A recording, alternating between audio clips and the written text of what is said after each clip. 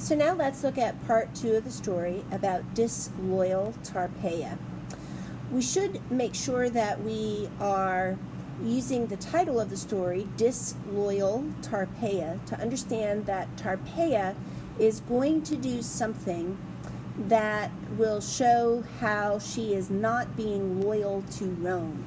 So keep that idea in mind as you read the story.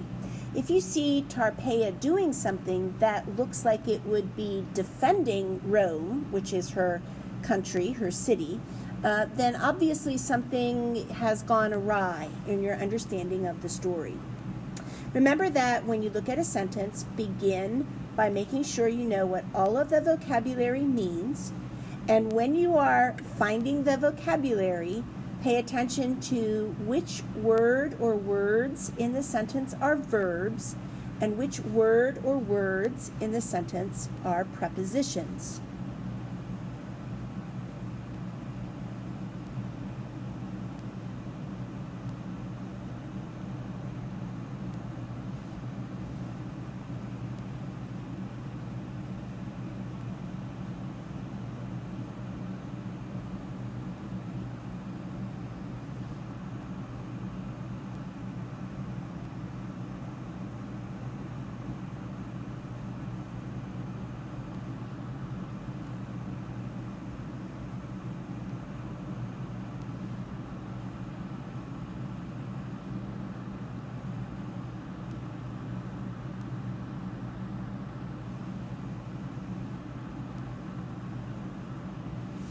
So I wrote in what the words mean.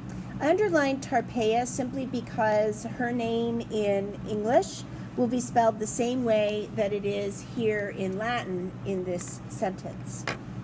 The reason that I put 2 underlines under properat is because that's the verb. Remember that when you see to plus the meaning of the word after it, like to hurry, that indicates that we are looking at a verb.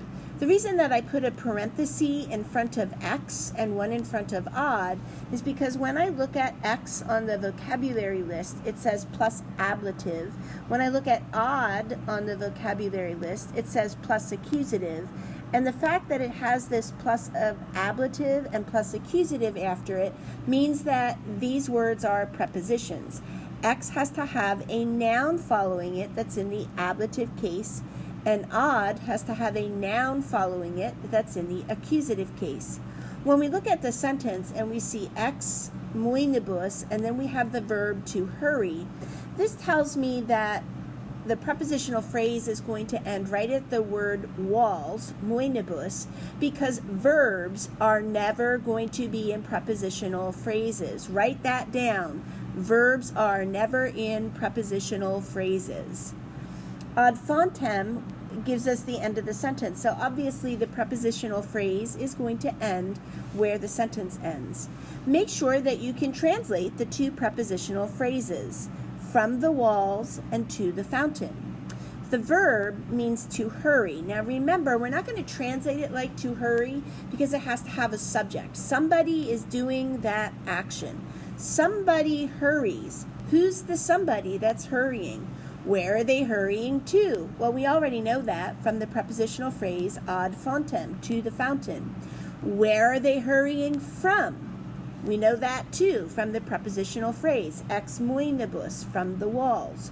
When are they doing this? Prima Luca. If you look at the footnote number 3, it says that prima Luca means at dawn, and this word daily is also an answer to when this hurrying from the walls takes place.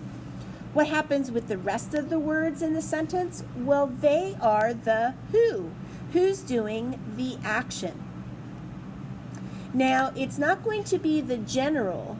He's not doing the action, and the reason I know that is because the word that's doing the action must look the same in the story as it does on the vocabulary list. And if I look at the word for general on the vocabulary list, I see dux. That's what general will look like when the general is doing the action, but it doesn't look like that in this story.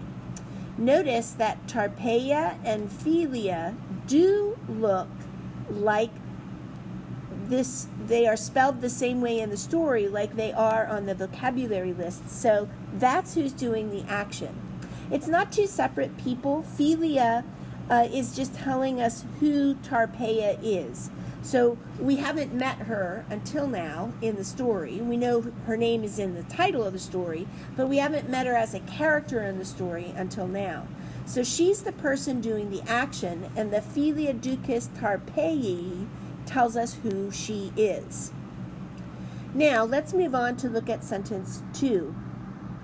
Ab fonta aquam ad urbem portat. Did you pay attention to what the vocabulary means? Ab is from, and when I look at it on the vocabulary list, it's followed by plus ablative, which means it has an ablative case noun after it, and it is a preposition. Fonta means fountain. Aquam means water. Ad is another preposition, and I know that because on the vocab list it has ad, odd, plus acc, plus accusative. So that means that it is a preposition. Urbem means city. And portat means to carry. Remember that when I see to plus a word after it, that I found a verb. So what did I say about verbs and prepositional phrases? They will never be part of the prepositional phrase. So if the prepositional phrase starts at ad, it has to end at urbem because the next word is a verb and it can't be part of the prepositional phrase. To the city. Then I've got the prepositional phrase that begins with ab, but where does it end? When I look at the vocabulary list, I'm told that ab must be followed by the ablative case. So I have to look at the ablative line on my noun chart, and I see that the ablative endings are A, O, and E. If it's plural, it's either IS or IBUS. I notice that fonta ends with the letter E, which is ablative. So these are the two words that go together.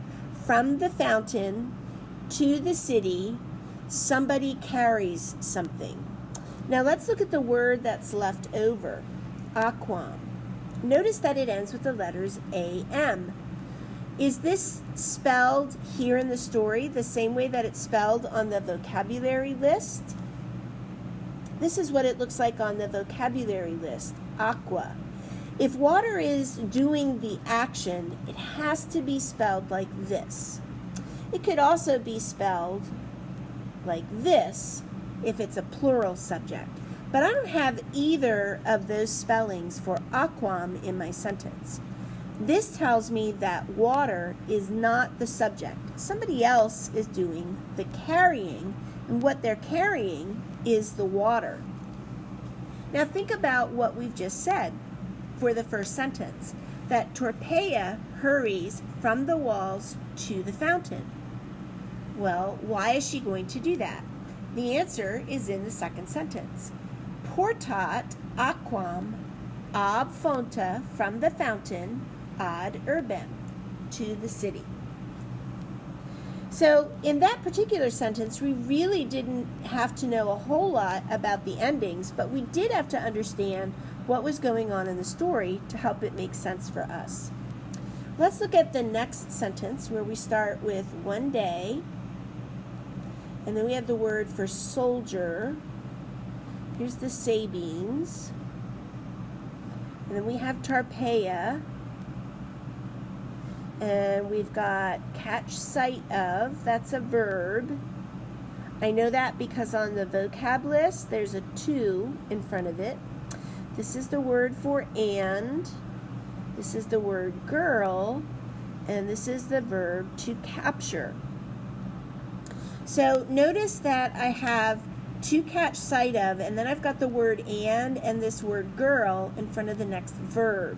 That tells me that the words after and have to stay together to formulate an idea, and all the words that come in front of and have to stay together to formulate an idea. somebody catches sight of someone. And in the second half of the sentence, somebody captures someone. So, who do you think is going to be seen doing something, and who do you think is going to be captured based on what we already know? If you think that Tarpeia is doing the action, take a look at the way her name is spelled in the first part of the sentence. It is not spelled the same way that it is on the vocabulary list, which is like this, right? Tarpeia. If she's going to be doing the action, her name has to look like this. But her name in the story ends with AM. That means she's not doing the action. So my other two nouns in the sentence are soldier and Sabines. So who's catching sight of Tarpeia? Obviously, it's the soldiers, and this tells us whose soldiers catch sight of her. Remember that the Romans and the Sabines are enemies that were in the city Rome, and the Sabines are surrounding the city. So can you tell me, is girl the one who's doing the capturing, or is she the one getting captured? Remember that to know the answer, you want to look at the way the word is spelled in the story. In the story, girl is spelled with an AM, but on the vocabulary list, girl is spelled with an A. If her name ends with an A, then she's doing the action. But if it ends with AM, whatever the action is, the capturing is being done to the girl. Can you put it together? I think by now you should be able to. Let's move on and look at our next sentence, new paragraph. With a new character, Titus Tatius, and I'm not going to write his name down. I'm going to underline it because I see that it's spelled exactly the same way in the story as it is on the vocabulary list. That means that the spelling in English and in Latin is the same, and it also means that this is the person who's doing the action in the sentence. Rex Sabinorum, king, and then this is Sabines, and this is Tarpeia's name,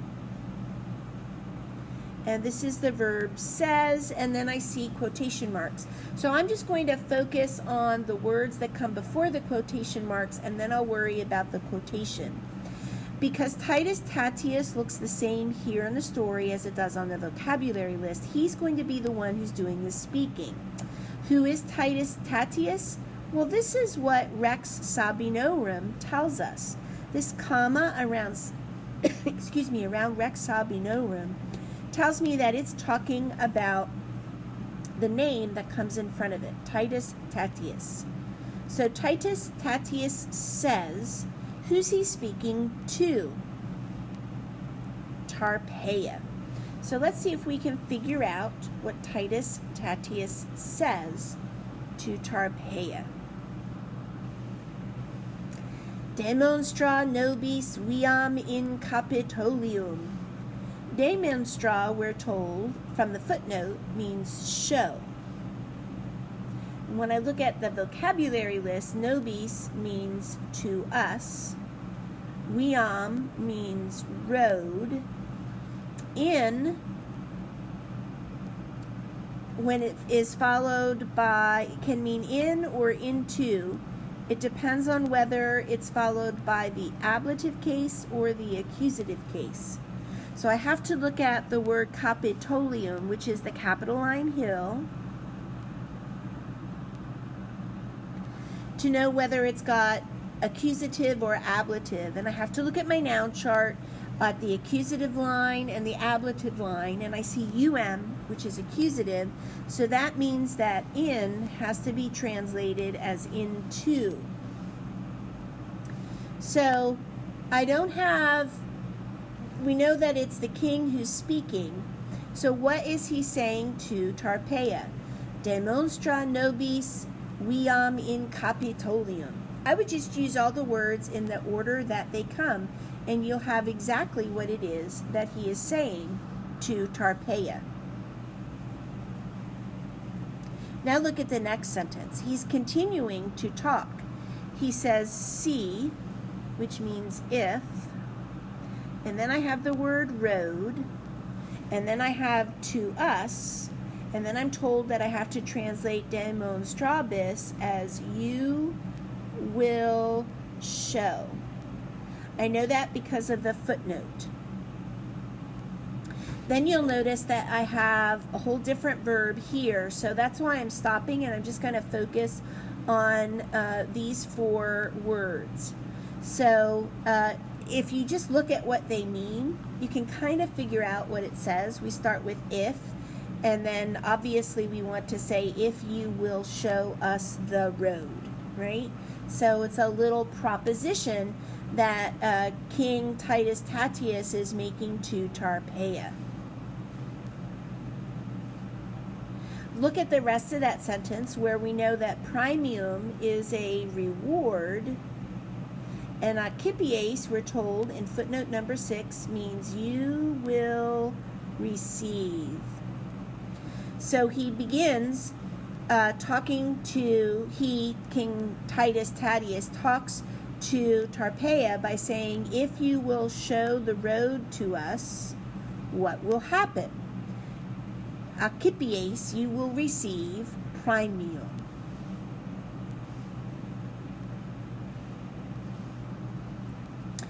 Now, let's look at the next sentence. We have Tarpeia's name, and I'm not going to write that in because it's spelled the same in English as it is in Latin.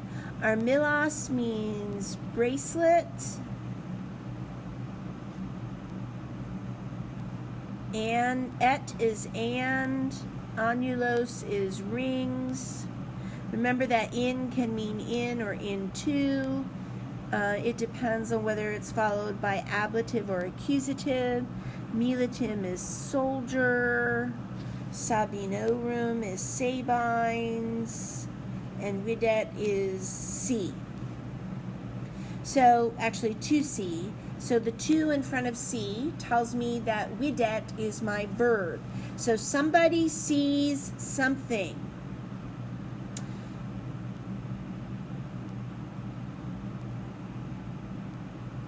Remember that whoever's going to do the seeing, the name has to look, or the noun has to be spelled the same in the sentence as it is on the vocab list.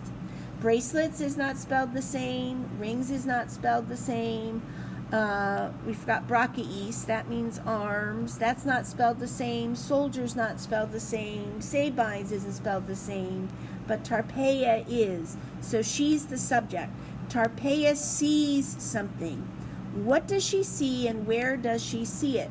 Notice I have this in, and it has to be followed by ablative. If I look at my ablative rows on the noun chart, AOE, IS, or IBUS. So I see IS right here, which is ablative.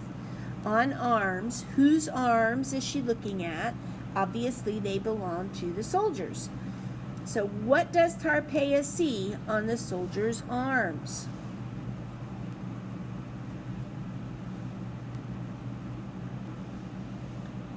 Our next sentence, Puella ornamenta valde desiderat. Puella is girl, ornamenta is jewelry,